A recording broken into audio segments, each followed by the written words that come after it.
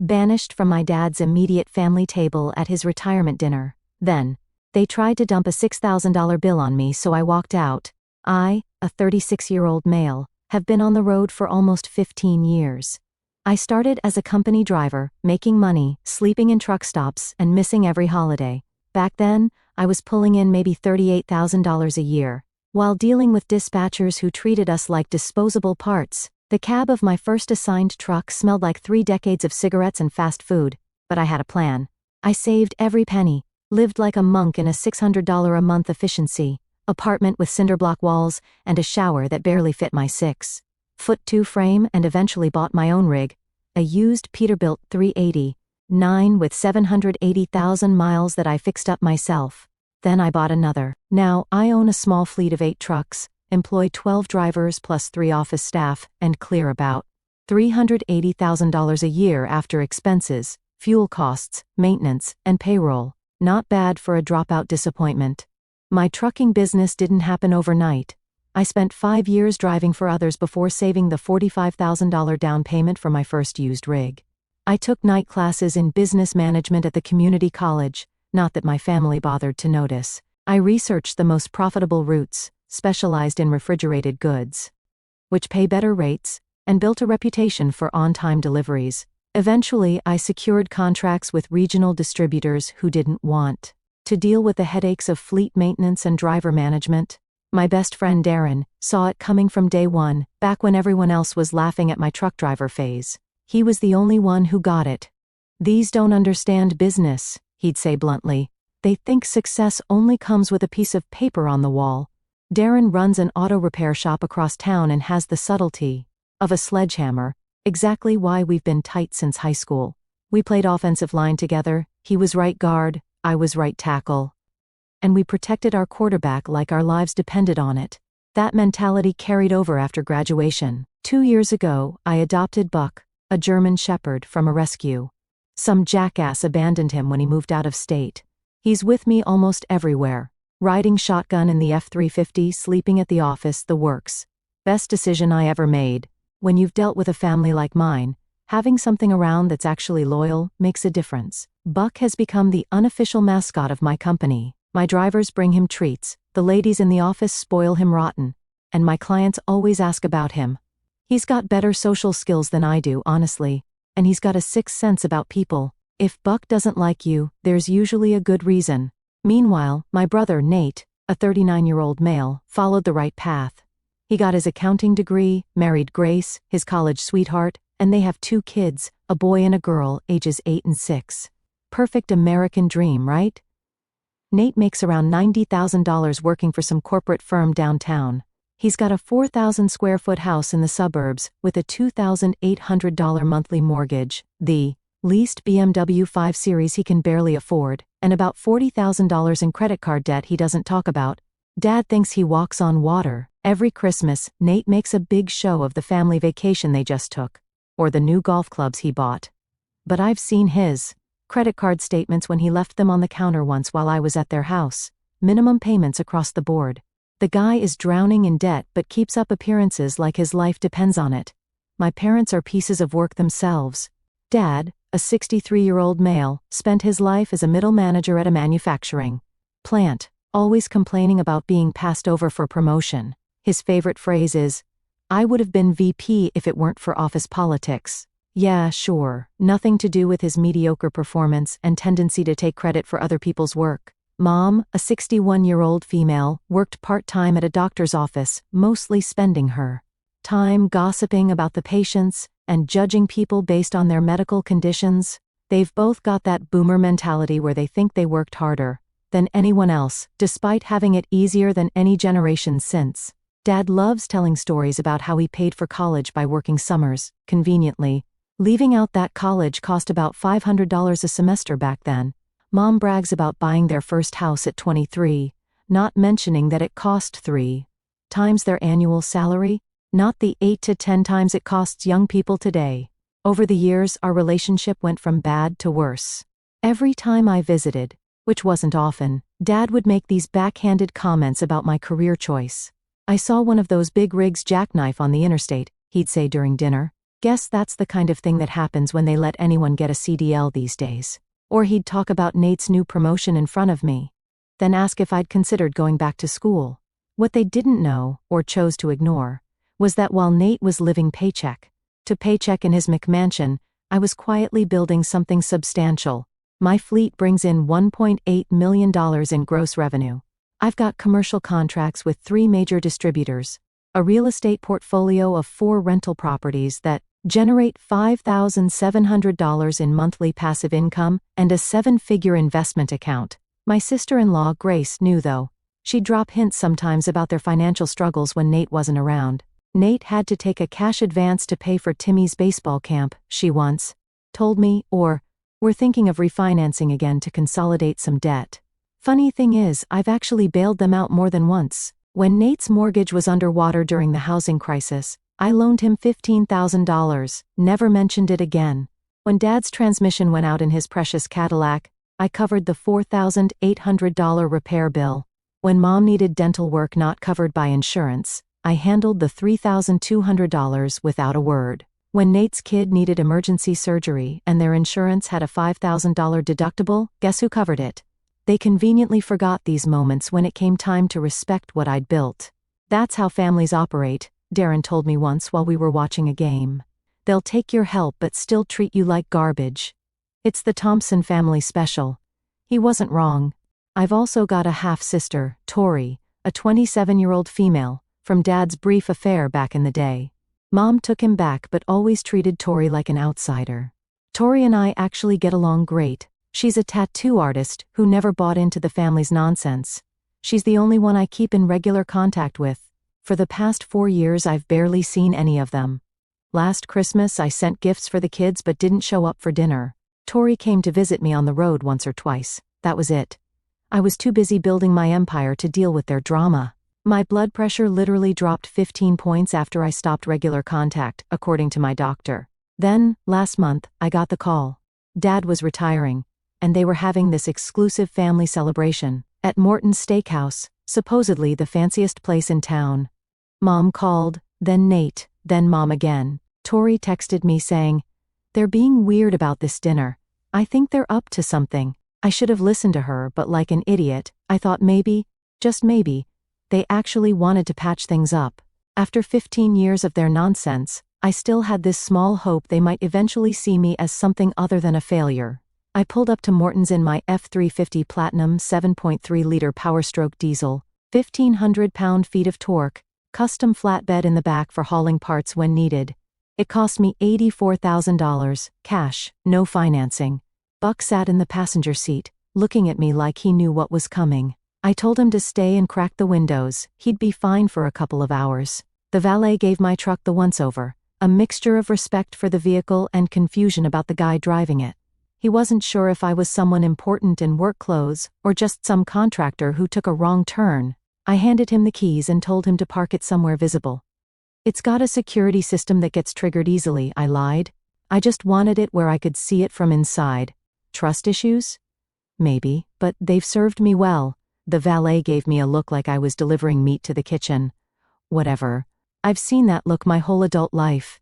People assume I'm just some uneducated grunt who moves things from point A to point B. They don't realize I run complex logistics operations, manage a multi-million-dollar business, and make more in a month than most of them do in a year. Their ignorance isn't my problem. Inside, I spotted them at a large table in the center of the restaurant. Dad was holding court, loudly talking about his legacy at the company. Nate sat next to him, nodding at everything like a dashboard bobblehead. Mom was on Dad's other side, occasionally smiling that fake smile she saves for public appearances. Grace looked uncomfortable, checking her phone repeatedly. The kids weren't there. Probably with a babysitter. Tori hadn't arrived yet. There was also a couple I didn't recognize. Turned out to be Dad's boss, Frank, and his wife, Diane. Great. An audience. When Dad saw me, he didn't stand up or anything, just nodded and said, "Well, the prodigal son returns? Thought you might be too busy with your trucks already." Starting with the condescension. I should have walked out right then. I went to sit in the empty chair next to Grace, but Nate quickly spoke up. "Actually, Hank, that's for Tori. You can grab one from another table." This setup is for immediate family and Dad's guests of honor. I looked at him for a second, taking in what he was saying. I'm not immediate family? Mom jumped in with some excuse about seating arrangements. I glanced around the table. Everyone was watching like this was some kind of test. Nate had that smug little smirk he's had since we were kids. I pulled up a chair from a nearby empty table, wedging myself between the wall and the corner of their table. The server came by, looking confused about the seating arrangement but didn't say anything. Just a water for now, I told him. That's when I started noticing things. Dad and Nate kept exchanging these looks. Mom kept mentioning how successful retirement planning is so important. Frank and Diane seemed completely unaware of any tension, just happy to be getting a free meal. When Tori finally arrived, she took one look at the setup, raised an eyebrow at me sitting off to the side, and immediately got it. This feels like a setup, she whispered when she hugged me. Yep, I replied quietly. Let's see how it plays out. She sat in her seat, though I noticed no one had actually saved her a spot until I tried to sit there. Another tell. Then the ordering started. Dad went first, loudly proclaiming he'd have the tomahawk ribeye, $165. Nate and Mom followed suit with equally expensive orders. Nate's wife, Grace, looked physically pained when he ordered both the lobster tail add-on and the black truffle butter, silently mouthing something that looked like, "We can't afford this." Frank and Diane ordered the surf and turf. Mom made a big show of insisting they get appetizers too. I quickly calculated they were already over $2,000 into this meal. As the food arrived and the drinks flowed, it became increasingly obvious what was happening. Every few minutes, someone would drop a comment about my trucking business, or ask if I was doing okay financially. Those big rigs must cost a fortune in fuel these days, Nate said at one point. What are you paying, like $5 a gallon? Around that, I replied, not mentioning that I had bulk contracts with 3 fuel suppliers that kept my cost 22% below retail, and a fleet card that gave me another 5% kickback. Hank's probably doing better than you think, Tori interjected. He's actually— Oh, I'm sure he's fine, Mom interrupted quickly, though it must be hard living in that tiny apartment. I almost laughed. I hadn't lived in an apartment for years. I owned a house outright on 5 acres outside the city, $410,000, paid in cash 2 years ago. But they wouldn't know that since none of them had ever visited.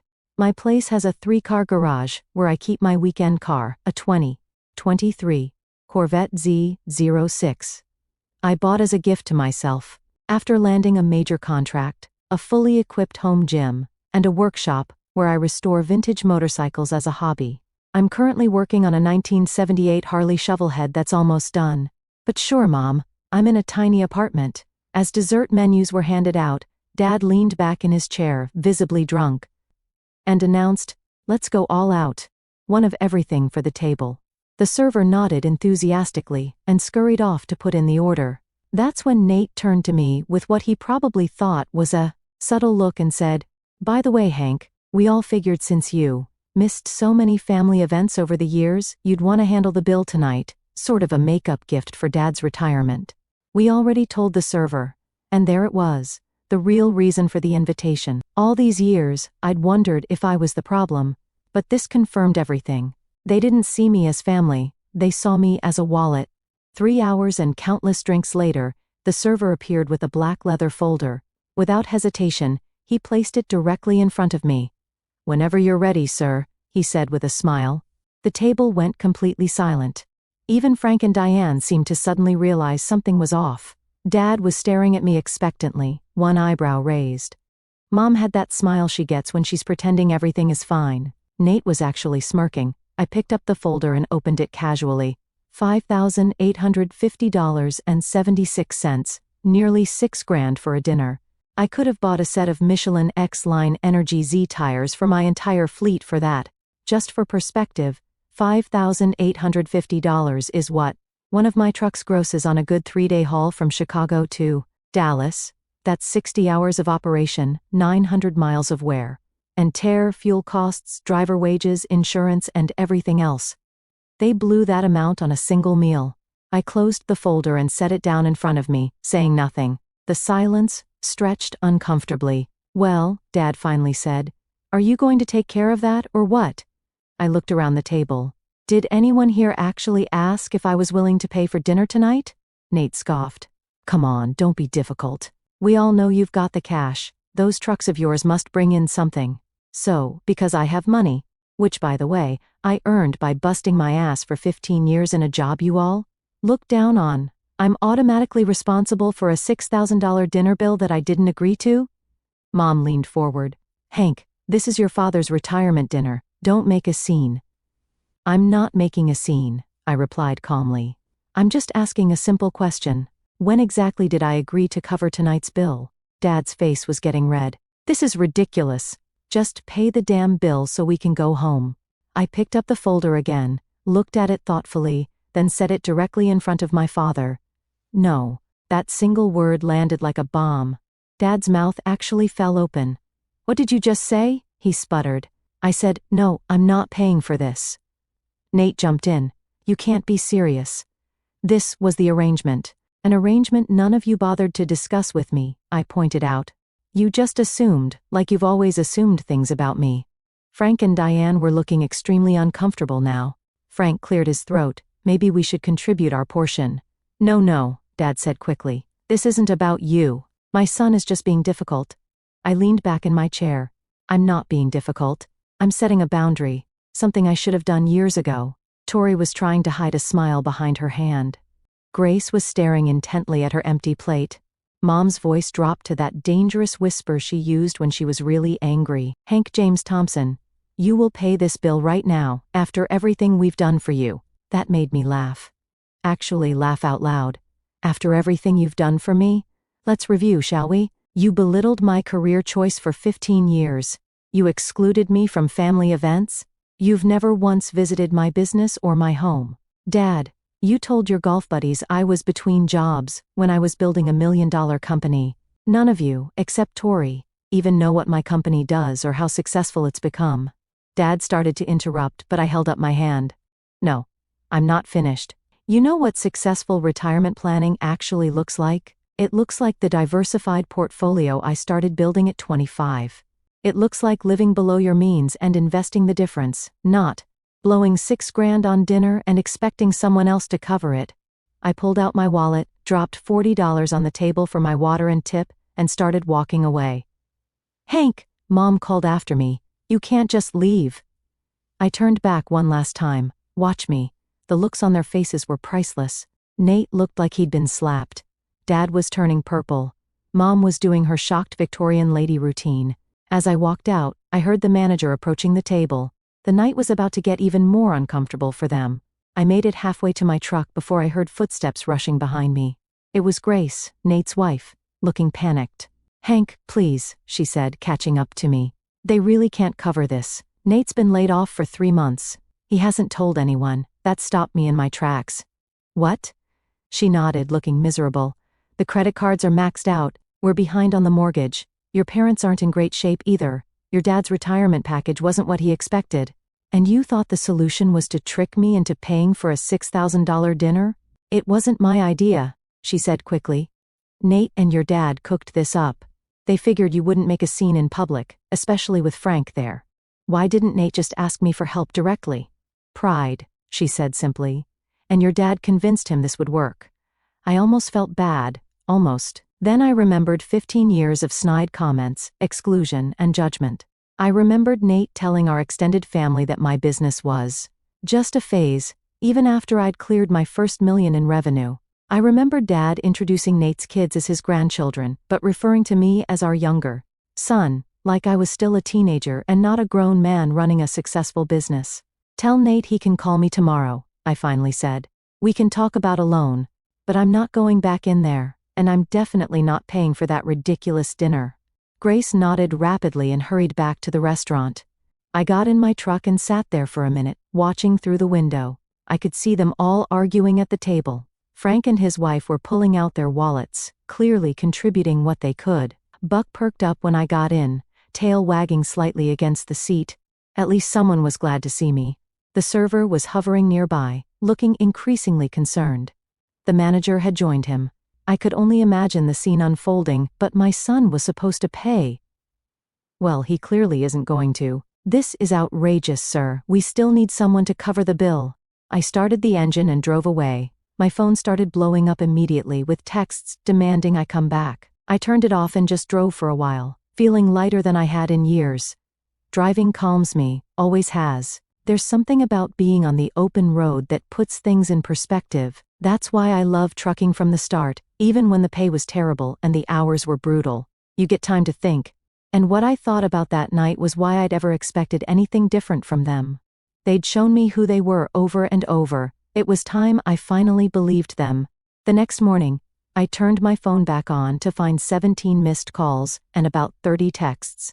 Most were from my family, but there was one from Frank, Dad's boss, that caught my attention. "Hank, this is Frank Williams from dinner last night. I got your number from the server. I think we need to talk. There's more going on with your father's retirement than you know." That was interesting. I called him back immediately. "Hank, yes, thank you for calling back," he said, sounding exhausted. "Look, I feel like I need to clear something up. I'm not your father's boss. I'm his financial advisor." "What the hell? Last night wasn't what your father made it out to be," Frank continued. "He told me it was a family dinner to celebrate your new business partnership with him, something about you bringing him on as a consultant for your trucking company." I nearly choked. "That's complete fiction. He's never stepped foot in my business." "I figured as much," Frank said. "Look, I don't normally discuss clients' situations, but given what happened last night, I think you should know the truth. That dinner last night wasn't actually a retirement celebration. Your father isn't retiring. He was fired 3 months ago for misappropriating company funds. They gave him a choice: face criminal charges or quietly resign with no benefits." My mind was reeling. "And the dinner? Your father and brother set it up. They told us you were wealthy and wanted to treat everyone to celebrate a new business venture. We had no idea they expected you to pay until things got awkward. So they lied to get me there, then tried to stick me with the bill without warning." "Classy." Frank cleared his throat. "There's more. Your father has been making some questionable financial decisions for years. He's essentially broke. The house has a second mortgage, his 401k is depleted, and he's got significant credit card debt. He's been telling everyone he's fine, but he's not." After thanking Frank for his honesty, I hung up and immediately called Tori. "Did you know Dad got fired?" I asked when she picked up. "What? No, I thought he was retiring." She sounded genuinely shocked. "That explains why he and Mom have been selling stuff on Facebook Marketplace though." "What kind of stuff?" "Mom's jewelry, the riding lawnmower, Dad's golf clubs." I thought they were just downsizing. The more I dug, the worse it got. Nate hadn't just been laid off, he'd been fired for fudging expense reports. Dad had blown through his 401k already. Mom had been telling people I promised to take care of them in their retirement. Pure fiction. They'd been living beyond their means for years, assuming they could eventually guilt me into bailing them out. The dinner was their first attempt to tap the bank of Hank. I called Darren that afternoon and filled him in while throwing a tennis ball for Buck in the backyard. "You've got to be freaking kidding me," he said. "So, let me get this straight. They treat you like dirt for 15 years, then expect you to cover their asses when their financial house of cards collapses?" Classic Thompson family. He was right, as usual. Darren's been my reality check since high school. When I was considering buying my first truck, he sat me down with a calculator and worked through the numbers with me. When I was thinking about hiring my first employee, he helped me figure out the true cost beyond just salary. And when I dated that crazy woman who keyed my car after 3 weeks, he was the one who said, "I told you she was nuts, but you had to learn the hard way." So when Darren predicted my family would come crawling back with their hands out, I knew it was just a matter of time. 3 days after the disaster at Morton's, I got a text from Dad: "We need to talk. Family meeting at our house tomorrow at 6. No apology, no acknowledgement of what happened, just a demand for my presence, like I was still a kid who could be ordered around." I showed up right on time, pulling into their driveway in my truck. Buck sat alert in the passenger seat. I decided to leave him in the truck again, partly because Mom is allergic, but mostly because I wanted a quick getaway option. The house looked the same as always from the outside, but I noticed the lawn hadn't been mowed in weeks, and Dad's precious Cadillac was missing from the driveway. Inside, they were all waiting. Mom, Dad, Nate, Grace, and, surprisingly, Tori. They looked terrible. "Have a seat, son," Dad said, gesturing to the couch. I remained standing. "I'd rather hear what this is about first." Dad cleared his throat. "We've hit a rough patch. I'm sure you figured that out by now. The company, Well, there was a misunderstanding about some funds, and they decided to part ways. You mean you got fired for stealing? I said flatly. His face flushed. It wasn't stealing.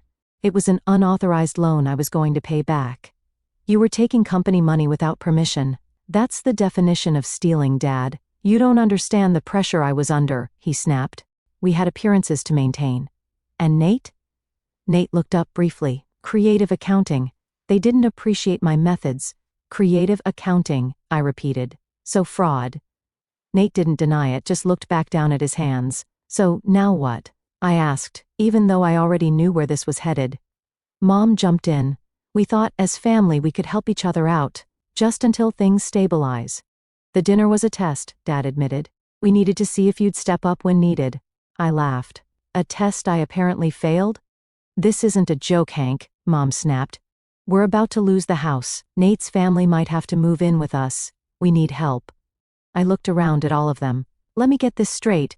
You've spent my entire adult life looking down on me for being a truck driver. You've mocked my career, excluded me from family events, treated me like I was nothing. Now that you've screwed up your lives, you expect me to swoop in and fix everything? You're doing well, Dad argued. Those trucks must be worth something. They are. I've built a successful business despite all of you, not because of you. Tori spoke up. Hank, they asked me to talk to you too. I told them they were crazy, but they wouldn't listen. I turned to her. It's okay, Tori. This isn't on you. Then I addressed the rest of them. Here's what's going to happen. I'm not giving you money to maintain the lifestyle you think you deserve. What I will do is offer Nate a job. Nate's head snapped up. A job doing what?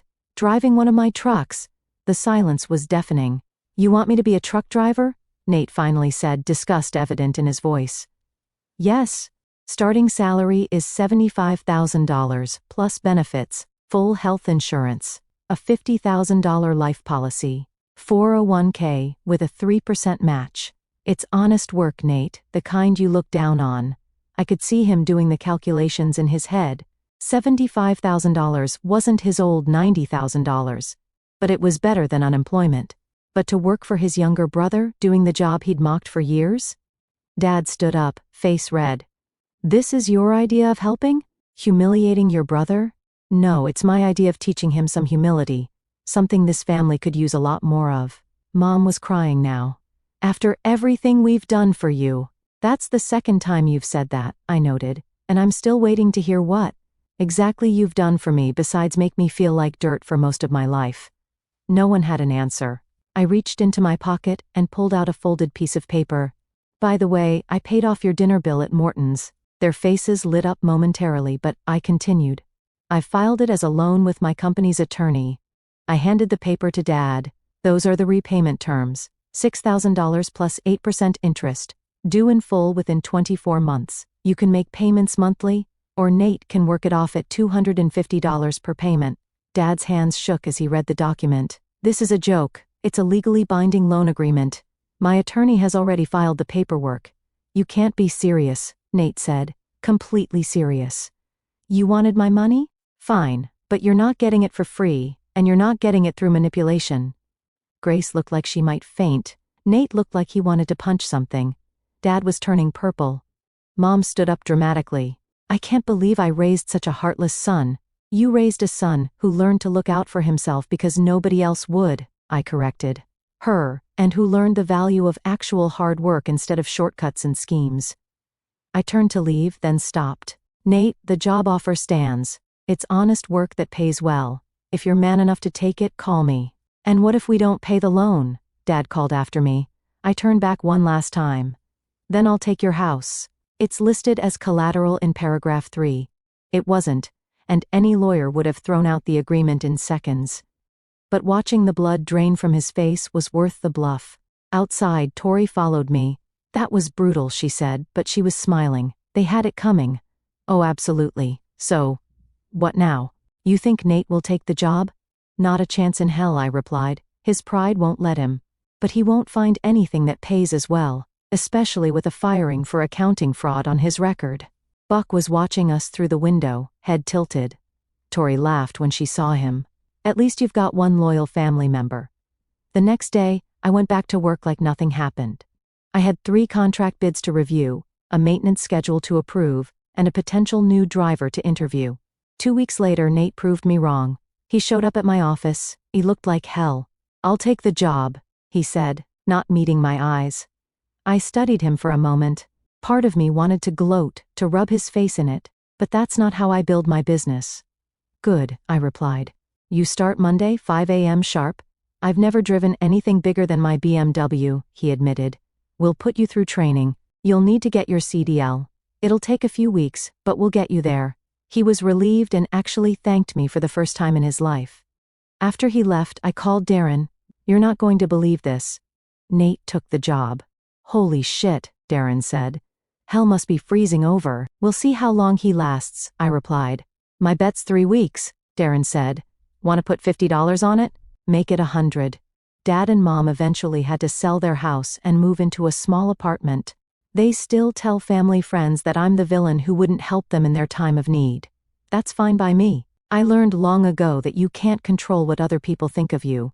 The loan agreement? I never filed it or enforced it. That wasn't the point. The point was showing them they couldn't manipulate me anymore. Nate lasted 3 months as a driver before quitting. I won the bet with Darren. Those 3 months changed him, though. He gained a new respect for what I do. He found an entry-level accounting job after that, making about half what he used to. Grace thanked me for at least giving him a chance and told me he's different now over coffee one day. Nate and I aren't close, but we're civil now. He brings his kids over sometimes to swim in my pool and play with Buck. His son thinks his Uncle Hank's trucks are the coolest things ever. Maybe someday I'll teach him to drive one. Tori moved into my guest house for a while and opened her own tattoo shop with a small business loan I co-signed for her.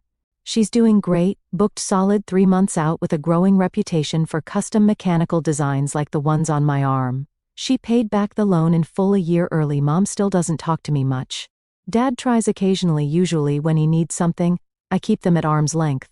As for me, I added 2 more trucks to my fleet last month, signed an annual contract with a national retail chain, and bought another rental property that'll add $1,900 to my monthly passive income. Business is booming. Sometimes I think about what would have happened if I'd caved that night at Morton's, if I'd paid the bill and let them keep treating me like a failure who somehow had money. It would have never ended. One bill would have led to another, then mortgage payments, credit card bailouts, loans that would never be repaid. Instead, I held my ground, set boundaries, and made them face reality. Darren still gives me grief about everything. Buck still rides shotgun everywhere I go. And I still don't get invited to family gatherings. And it's the best damn thing that ever happened to me.